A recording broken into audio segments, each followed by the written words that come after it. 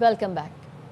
Format بدلا، team بدلی، لیکن پاکستان کرکٹ کے حالات نہ بدلے۔ بنگلہ دیش کے خلاف پہلے ون ڈے میں Pakistani batting line flop, Nahid Rana کی 5 وکٹیں، پاکستانی ٹاپ آرڈر اڑا دیا۔ ڈیبیو کرنے والے چاروں کھلاڑی ناکام، فرحان 27، معاذ 18، شامل 4 اور عبدالصمد 0 پر آؤٹ ہوئے۔ سینئر کھلاڑیوں کا بلہ بھی نہ چلا، رضوان 10 اور سلمان علی آغا 5، حسین طلعت صرف 4 رنز بنا سکے۔ 50 اوورز کے میچ میں 20 اوورز میں پاکستان کی آدھی سے زائد ٹیم 70 رنز پر پیویلین لوٹ گئی۔ نمائندہ خصوصی برائے کھیل شاہد ہاشمی صاحب ہمارے ساتھ موجود ہیں۔ شاہد صاحب، کوئی تجربہ، کوئی تدبیر کام نہیں آ رہی، نہ سینئر کھلاڑی چل رہے ہیں، نہ ڈیبیو کرنے والے کھلاڑی چل رہے ہیں، کیسے انالائز کریں گے اس پرفارمنس کو؟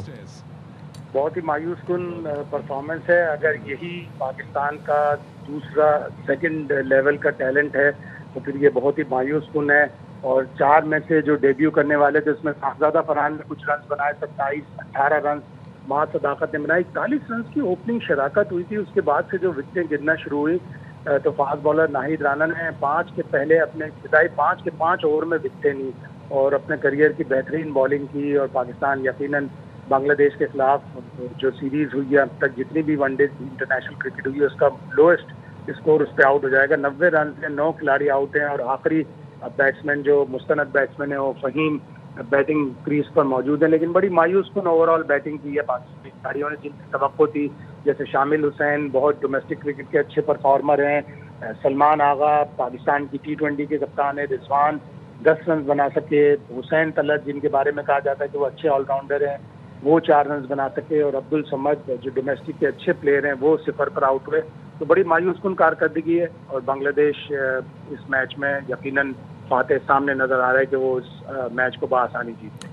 شاہد بھائی، کمی کہاں پر نظر آ رہی ہے؟ اب تو فارورڈ بھی بدل گیا، ٹیم بھی بدل گئی، سینئرز اور جونیئر کھلاڑی جو نیا ٹیلنٹ ہے اس کو بھی فیوژن بھی کھلا لیا، کمی کہاں پہ ہے؟ لیکیجز کہاں پہ ہے؟ کمی یہ نظر آ رہی ہے کہ پاکستانی کھلاڑی جو ڈومیسٹک کرکٹ کے اچھے پرفارمر ہیں وہ انٹرنیشنل کرکٹ میں آ کر اس پریشر کو ہینڈل نہیں کر پاتے، وہ نروز کو اپنے کنٹرول نہیں کر پاتے۔ تو وہ جو خلیج ہے ڈومیسٹک کرکٹ سے انٹرنیشنل کرکٹ تک کی، وہ بہت بڑی ہے، اس کو ہمیں پار کرنا ہوگا، اس میں ہمیں اپنے کھلاڑیوں کو ڈیولپ کرنا ہوگا۔ تو بہت بڑی مایوس کن کارکردگی ہے، یہی وجہ ہے، سال ہر سال سے یہی کہتے آئے ہیں بڑے فارمر کرکٹرز، فارمر اینالسٹ اور سارے آج کل کے اینالسٹ، کہ جو ڈومیسٹک کرکٹ ہے جب وہ وہاں سے پرفارم کر کے آتے ہیں تو وہ انٹرنیشنل کرکٹ کا جو معیار ہے اس کے اوپر پورا نہیں اتر پاتے۔ شاید بھائی، کوئی ایسی ٹیم جس سے ہمارے کھلاڑی پریشرائز نہ ہوتے ہوں؟ مطلب بنگلہ دیش کی ٹیم ہے یہ، تو کوئی انگلینڈ کی ٹیم نہیں ہے، بھارت کی ٹیم نہیں ہے، اتنا پریشر کس چیز کا؟ اور کیوں نہیں اپنی تھیراپیز کرواتے؟ کیوں نہیں سائیکالوجسٹ، سائیکیٹرسٹ ہائر کیے جاتے؟ اگر پریشر نہیں ہینڈل کر سکتے تو پھر ماڈرن ڈے کرکٹ کیسے کھیلیں گے؟ کرنا پڑے گا، یہ ظاہر ہے اگر ماڈرن ڈے آپ کو کرکٹ کھیلنی ہے۔ پاکستان کرکٹ بورڈ نے ایک بولڈ اسٹیپ لیا تھا کہ نا تجربہ کار کھلاڑی بھیجے تھے، 6 کھلاڑی جنہوں نے کبھی ون ڈے انٹرنیشنل لیگ کھیلا، ان میں سے 4 نے آج ڈیبیو کیا۔ تو ایک بڑا بولڈ اسٹیپ لیا تھا لیکن نتائج اچھے نہیں آئے، اور اب ظاہر ہے واپس جانا پڑے گا کہ انہیں تجربہ کار کھلاڑیوں کو، جیسے بابر اعظم ہیں، سائم ایوب ہیں، فخر زمان انجرڈ تھے سیریز کے لیے، نسیم شاہ، ان سارے پلیئروں کو پھر واپس لینا پڑے گا۔ تو تجربات نہیں کر پاتا پاکستان، اس لیے کہ پاکستان کی جو سیکنڈ اسٹرنگ ہے وہ جو ڈومیسٹک کرکٹ کے پرفارمر ہیں وہ اس لیول کے نہیں ہیں جو آپ کے انٹرنیشنل کرکٹ کا ہے پریشر ہینڈل کر سکتے ہیں۔ رائٹ، بہت شکریہ شاہد ہاشمی صاحب۔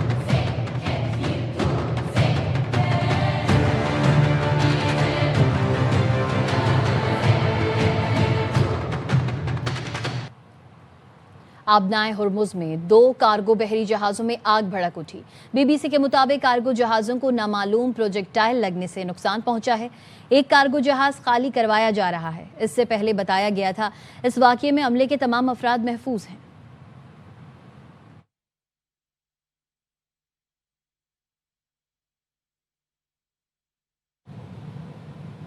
دبئی ایئرپورٹ کے قریب ڈرون گرنے سے 4 افراد زخمی ہو گئے۔ دبئی میڈیا آفس کے مطابق 2 ڈرونز دبئی ایئرپورٹ کے اطراف میں گرے۔ زخمیوں میں سے 2 کا تعلق گھانا اور 1 کا بنگلہ دیش سے ہے اور 1 کا تعلق بھارت سے ہے۔ واقعے کے بعد دبئی ایئرپورٹ پر فلائٹ آپریشن معمول کے مطابق جاری ہے۔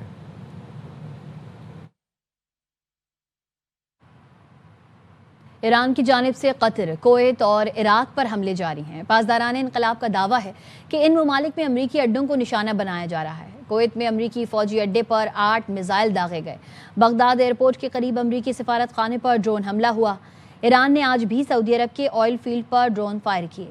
سعودی وزارت دفاع کا کہنا ہے ایران کی جانب سے پرنس سلطان ایئر بیس پر فائر کیے گئے 7 بیلسٹک میزائلوں کو تباہ کر دیا گیا۔ مملکت کے جنوب مشرق میں آئل فیلڈ کی جانب آنے والے 7 ایرانی ڈرونز بھی مار گرائے گئے۔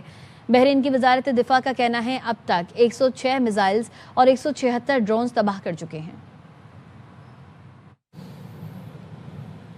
گلف ایئر نے سیکیورٹی خدشات کی وجہ سے اپنے طیارے بحرین انٹرنیشنل ایئرپورٹ سے سعودی عرب منتقل کر دیے۔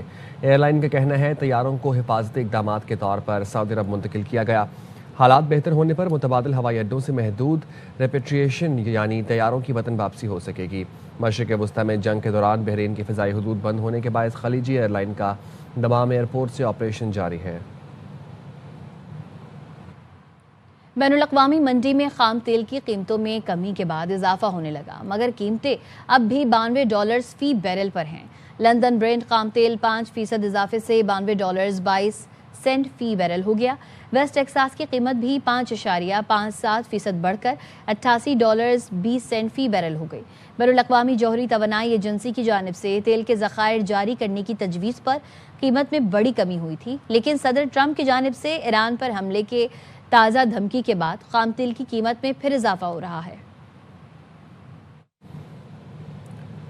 مشرق وسطی میں جنگ کے باوجود ایران کی چین کو تیل کی ترسیل جاری ہے۔ ایران نے اب ہرمز کے ذریعے ایران نے کم از کم 11.7 ملین بیرل خام تیل چین بھیجا ہے۔ CNBC نیوز کے مطابق ٹریکرز کمپنی نے بتایا امریکی اور اسرائیلی حملوں کے باوجود آئل ٹینکرز کی آمد و رفت جاری ہے۔ زیادہ تر ایرانی تیل چین بھیجا جاتا ہے۔ کئی آئل ٹینکر سیکیورٹی خدشات کے باعث ٹریکنگ سسٹم بند کر دیتے ہیں۔ ایران نے امریکی اور اسرائیلی حملوں کے جواب میں اقتصادی مراکز اور بینکوں کو نشانہ بنانے کی دھمکی دے دی۔ پاسداران انقلاب کا کہنا ہے اگر ایران پر مزید حملے ہوئے تو ایران کے اہداف کا دائرہ بھی وسیع ہوتا جائے گا اور وہ خطے میں امریکی اور اسرائیلی اداروں سے متعلق اقتصادی مراکز اور بینکوں کو نشانہ بنا سکتا ہے۔ خاتم النبی ہیڈ کوارٹر کے ترجمان کا کہنا ہے دشمن میں خطے میں بینکوں اور اقتصادی مراکز کو نشانہ بنانے کے لیے ہمارے ہاتھ کھلے چھوڑ دیے ہیں۔ تسنیم نیوز کا کہنا ہے خطے میں گوگل اور ٹیک کمپنیز جائز اہداف ہو سکتی ہیں۔ تسنیم نیوز نے ان ٹیک کمپنیز کی فہرست جاری کی ہے جن کی ٹیکنالوجی کو فوجی ایپلیکیشنز کے لیے استعمال کیا گیا۔ ایران نے امریکہ اور اسرائیل کے حملوں کو توانائی کے بین الاقوامی وسائل پر کنٹرول کی کوشش قرار دیا ہے۔ ایرانی وزارت خارجہ کے ترجمان اسماعیل بقائی نے پریس بریفنگ میں بتایا امریکہ اور اسرائیل صرف ایران نہیں بلکہ عالمی توانائی کے شعبے پر اثر انداز ہونا چاہتے ہیں۔ ایرانی تیل تنصیبات کو نشانہ بنانے سے زہریلا دھواں پھیلا۔ اسماعیل بقائی نے کہا ایران خطے کے عرب ممالک کے ساتھ دوستانہ تعلقات کو اہمیت دیتا ہے۔ ایران صرف امریکی فوجی اڈوں اور تنصیبات کو نشانہ بنا رہا ہے۔ ایران جنگ نہیں چاہتا لیکن جارحیت کی صورت میں بھرپور دفاع کرے گا۔ ایرانی ترجمان نے بین الاقوامی امن و سلامتی کو خطرے میں ڈالنے پر امریکہ کو جواب دہ ٹھہرانے کا مطالبہ کیا۔ IAEA کی تجویز پر ترقی یافتہ ممالک کے گروپ G7 نے تیل کے اضافی ذخائر جاری کرنے پر اتفاق کیا ہے۔ اجلاس کے بعد جاری مشترکہ بیان میں جاپان نے کہا تمام ممالک اس سلسلے میں ضروری اقدامات کرنے کے لیے تیار ہیں۔ گروپ نے توانائی کی بین الاقوامی فراہمی میں مدد کے لیے ضروری اقدامات پر بھی اتفاق کیا۔ G7 ممالک تیل منڈی کو مستحکم کرنے کے اقدامات کر رہے ہیں۔ مشرق وسطی میں کشیدگی پر اقوام متحدہ کی سلامتی کونسل کا اجلاس آج ہوگا۔ عرب ملکوں پر ایرانی حملے روکنے کی قرارداد پر ووٹنگ ہوگی۔ قرارداد بحرین کی جانب سے پیش کی جائے گی۔ قرارداد میں بحرین، کویت، عمان، قطر، سعودی عرب، متحدہ عرب امارات اور اردن پر ایرانی حملوں کو فوری بند کرانے کا مطالبہ کیا گیا ہے۔ چین نے خلیجی ممالک پر حملوں کی مخالفت کر دی۔ چین کی وزارت خارجہ کے ترجمان گویا جاکون نے نیوز کانفرنس کے دوران ایک سوال پر کہا چین خلیجی ریاستوں کو نشانہ بنانے والے حملوں سے اتفاق نہیں کرتا اور شہریوں اور غیر فوجی مقامات پر حملوں کی مذمت کی ہے۔ ترجمان نے ایران کا نام لیے بغیر شہریوں کی آبادی اور انفراسٹرکچر کو خطرے میں ڈالنے والے حملوں پر تنقید کی۔ پاسداران انقلاب کا اسرائیل پر جوابی وار جاری۔ آپریشن وعدہ صادق 4 کے تحت 37ویں لہر کا آغاز کر دیا گیا۔ 1 ٹن وار ہیڈ کے ساتھ القدر میزائل داغے۔ ایک میزائل پر ایپسٹین جزیرے کے متاثرین کی یاد میں عبارت درج ہے۔ تل ابیب کے مرکز پر بھی میزائل داغے گئے۔ بن گوریان ایئرپورٹ پر میزائل کی بارش کر دی گئی۔ متعدد میزائل ایئرپورٹ پر گرے، افراتفری پھیل گئی، ہوائی اڈے کو نقصان پہنچا۔ حملہ اس وقت ہوا جب لوگ ملک چھوڑ کر بھاگنے کی کوشش کر رہے تھے۔ اسرائیلی علاقہ بیر یعقوب پر خیبر شکن میزائلوں سے حملہ کیا گیا۔ امریکہ اور اسرائیل کے ایران پر حملے جاری ہیں۔ تسنیم نیوز کے مطابق وسطی شہر پر امریکی اسرائیلی حملے میں 9 افراد شہید ہو گئے۔ شہداء میں پاسداران انقلاب کے سید ابراہیم موسویان کی بھی شامل ہیں۔ اسرائیلی فوج نے مغربی ایران پر حملہ کر کے ایرانی فوجیوں کو شہید کرنے کا دعویٰ بھی کیا ہے۔ الجزیرہ کے مطابق اس سے پہلے رات بھر جنگی طیاروں نے نچلی پرواز کرتے ہوئے تہران پر درجنوں بھاری بم گرائے۔ شہر کے کئی حصے لرز اٹھے۔ مہرآباد ایئرپورٹ کے قریب بھی دھماکے ہوئے، آگ بھڑک اٹھی۔ تہران پر حملوں کے دوران بجلی کے نظام کو نقصان پہنچا، کئی علاقوں میں بجلی بند ہو گئی۔ ایرانی حکام کا کہنا ہے چند گھنٹوں میں بجلی بحال کر دی گئی۔ اصفہان اور کرج شہروں پر بھی حملے ہوئے۔ اسرائیلی وزیر خارجہ کا کہنا ہے ایران کے ساتھ جنگ اس وقت ختم ہوگی جب اسرائیل اور امریکہ مناسب سمجھیں گے، لیکن اسرائیل ایران سے لامحدود جنگ نہیں چاہتا۔ وقت ایک بریک کا ساتھ رہیے۔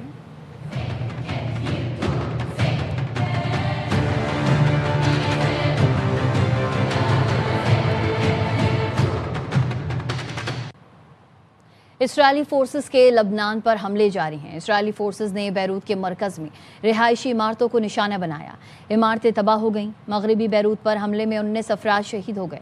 اسرائیلی فورسز کا کہنا ہے بیروت پر نئی فضائی کارروائی میں حزب اللہ کے انفراسٹرکچر کو نشانہ بنایا جا رہا ہے۔ اسرائیلی فضائی حملوں سے بے گھر ہونے والے خاندانوں نے اسکولوں، اسٹیڈیمز اور دیگر عوامی عمارتوں میں پناہ لے رکھی ہے۔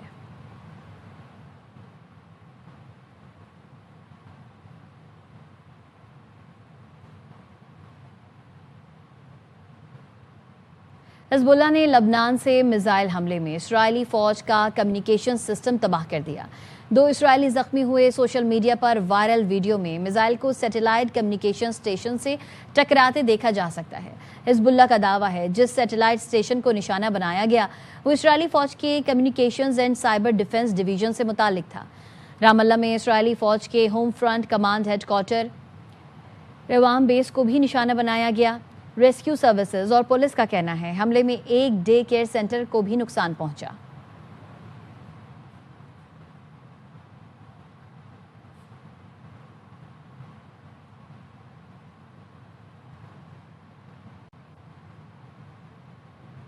نئے سپریم لیڈر مجتبیٰ خامنائی محفوظ اور صحت مند ہیں۔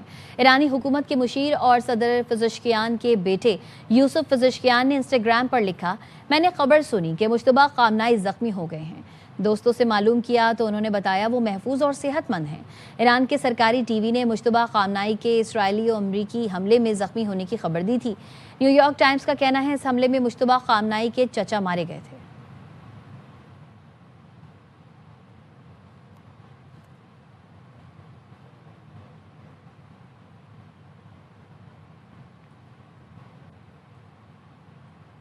وزیراعظم شہباز شریف کی کفایت شعاری مہم کے تحت قومی اسمبلی سیکریٹریٹ میں کفایت شعاری اقدامات۔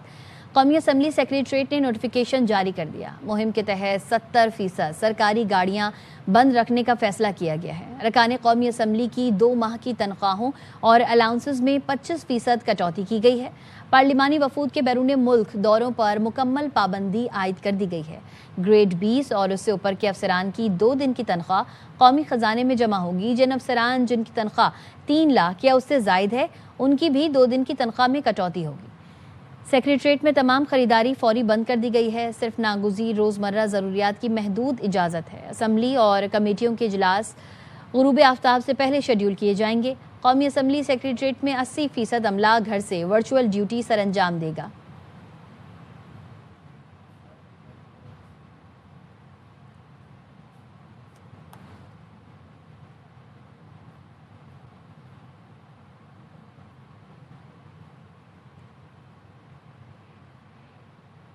افغان طالبان اور فتنہ الخوارج کے خلاف پاک افواج کی مؤثر کارروائیاں جاری ہیں۔ سیکیورٹی ذرائع کے مطابق شوال شمالی وزیرستان سے ملحقہ افغان طالبان کی پوسٹ کو نشانہ بنایا گیا۔ پاک فوج نے مؤثر کارروائی کرتے ہوئے افغان طالبان کی پوسٹ کو تباہ کر دیا۔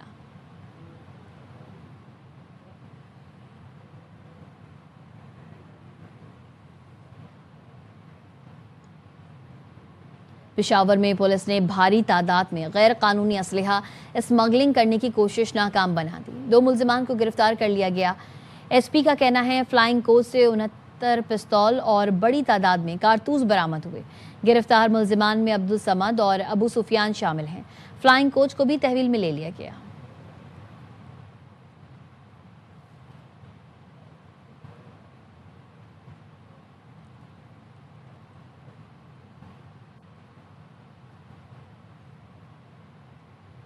کراچی میں ہیوی ٹریفک حادثات تھم نہ سکے. فیڈرل بی ایریا کریم آباد میں تیز رفتار ڈمپر نے موٹر سائیکل سوار 2 سگے بھائیوں کو کچل ڈالا.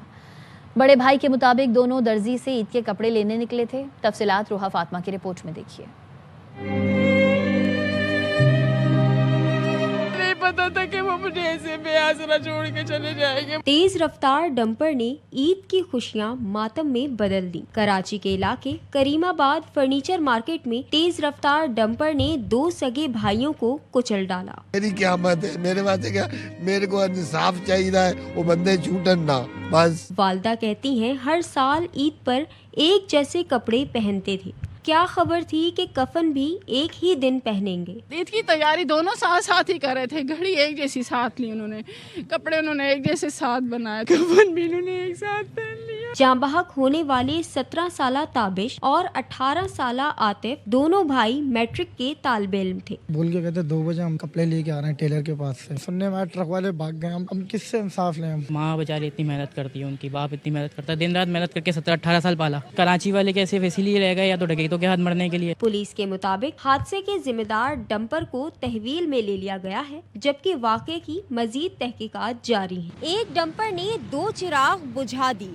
اہل خانہ غم سے نڈھال مطالبہ کر رہے ہیں کہ ایسے حادثات کی روک تھام کے لیے سخت اقدامات کیے جائیں. کیمرامین نعمان شیخ کے ساتھ روحا فاطمہ، ARY نیوز کراچی.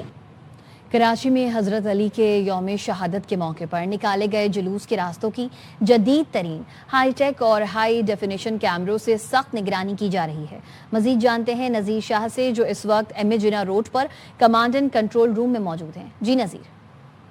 آپ بالکل دیکھیں، یوم علی کے موقع پر کراچی میں سیکیورٹی کے سخت اقدامات کیے گئے ہیں. 5212 سے زائد کراچی پولیس کے افسران اور جوانوں کو تعینات کیا گیا ہے. 100 SSU کے کمانڈوز ہیں جو مختلف راستوں پر اور بلند و بالا عمارات پر ان کو تعینات کیا گیا ہے. 100 سے زائد کیمرے یہاں پر موجود ہیں. اس کے علاوہ ایک ہائی ٹیک کیمرہ بھی یہاں پر لگایا گیا ہے جو کئی کلومیٹر کی رینج پر آپ کو چاروں جانب اس کو دیکھ سکتے ہیں. کسی بھی شخص کو یہاں سے دیکھا جا سکتا ہے، کوئی مشتبہ شخص اس پہ نظر رکھی جا سکتی ہے. اگر کوئی گاڑی کھڑی ہوئی ہے تو اس کی نمبر پلیٹ کو بھی بآسانی دیکھ سکتے ہیں. ڈسٹرکٹ پولیس کے نمائندے یہاں پر موجود ہیں. سیکیورٹی اقدامات اس لیے کیے گئے ہیں تاکہ یہ جلوس جہاں سے برآمد ہوگا، جہاں تک اختتام پذیر ہوگا، وہاں پر حفاظتی اسی طریقے سے جو اس کے شرکائیں اپنا سفر مکمل کر سکے. مزید خبریں اس بریک کے بعد.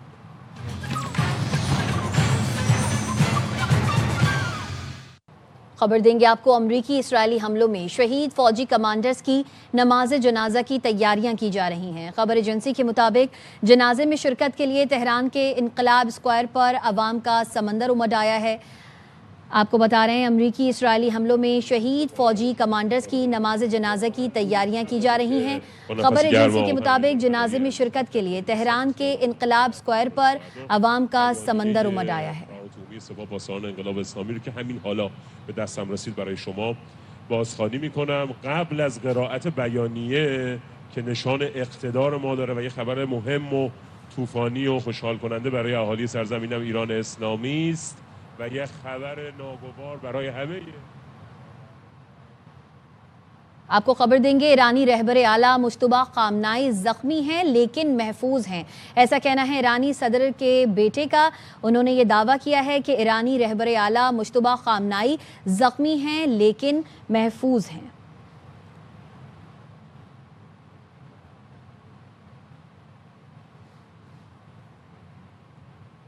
گورنر خیبر پختونخوا فیصل کریم کنڈی نے مولانا فضل الرحمان سے ان کی رہائش گاہ پر ملاقات کی.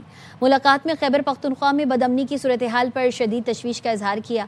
دونوں نے خیبر پختونخوا میں بدامنی کو صوبائی حکومت کے معاملات میں عدم توجہی کا نتیجہ قرار دیا.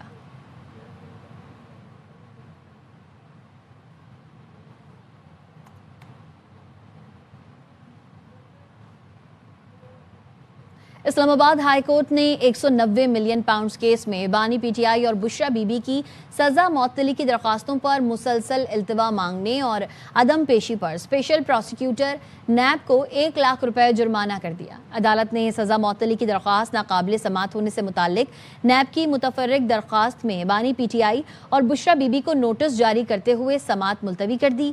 دوران سماعت بیرسٹر سلمان صفدر نے دلائل میں کہا، میرے کلائنٹ کی مجھے ہدایات نہیں ہیں کہ میں میڈیکل گراؤنڈ پر دلائل دوں۔ انہوں نے چیف جسٹس کو مخاطب کر کے کہا، آپ نے ملتان بینچ میں قتل کے ملزم کی بنائی متاثر ہونے پر 2 سال قبل سزا معطل کی تھی، میرے کلائنٹ کی تو 14 سال کی قید ہے۔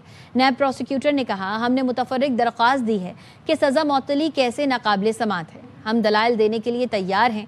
بیرسٹر اعتزاز احسن نے کہا، ہم یہ نہیں کہتے کہ اس التوا میں جائے۔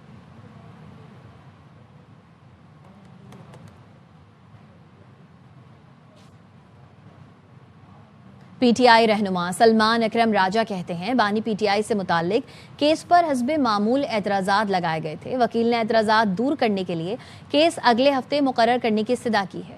اعتراضات تکنیکی نوعیت کے اور بے معنی ہیں۔ بانی کی جانب سے دائر دوسری درخواست پر کل دلائل ہونے ہیں۔ وہ دور کرنے کے لیے وہ کچھ بھی نہیں ہے اعتراضات، لیکن بہرحال لگے ہوئے ہیں۔ تو ہمارے وکیل عزیر بھنڈاری صاحب نے یہی کہا کہ اس کو اگلے ہفتے رکھ لیں، اس وقت تک ہم جو بھی اعتراضات ہیں وہ دور کر دیں گے۔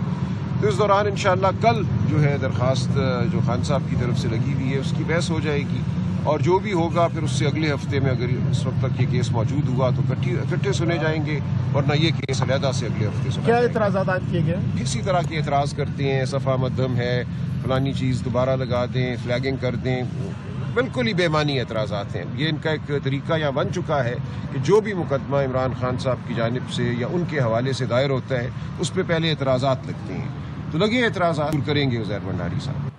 موسم کی صورتحال سے آگاہ کریں گے۔ گلگت بلتستان اور خیبر پختونخوا سمیت ملک کے مختلف حصوں میں بارش اور برف باری سے سردی پھر لوٹ آئی۔ پنجاب کے علاقے اٹک میں بارش کے ساتھ ژالہ باری بھی ہوئی۔ محکمہ موسمیات نے 12 مارچ تک تیز ہواؤں کے ساتھ بارش کی پیشگوئی کی ہے۔ مانسیرا کے پہاڑوں نے برف کی چادر اوڑھ لی ہے۔ میدانی علاقوں میں بارش سے درجہ حرارت کم ہو گیا ہے۔ چترال میں بھی بارش اور برف باری سے سردی کی شدت میں اضافہ ہوا۔ شاہراہ کراکرم اپر کوہستان کے کئی مقامات پر بارش اور لینڈ سلائیڈنگ سے راستے بند ہو گئے۔ سینکڑوں مسافر اور مال بردار گاڑیوں کی قطاریں لگ گئیں۔ انتظامیہ کا کہنا ہے سڑکوں کی بحالی کے لیے امدادی کارروائیاں جاری ہیں۔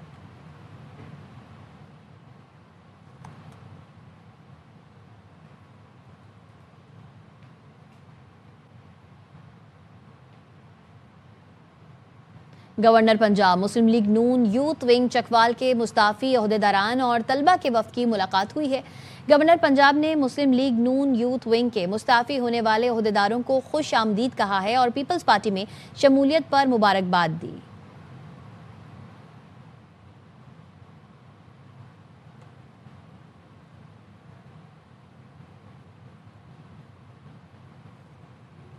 آپ کو لیے چلیں گے کوئٹہ، جہاں پر وزیر اعلیٰ بلوچستان تقریب سے خطاب کر رہے ہیں۔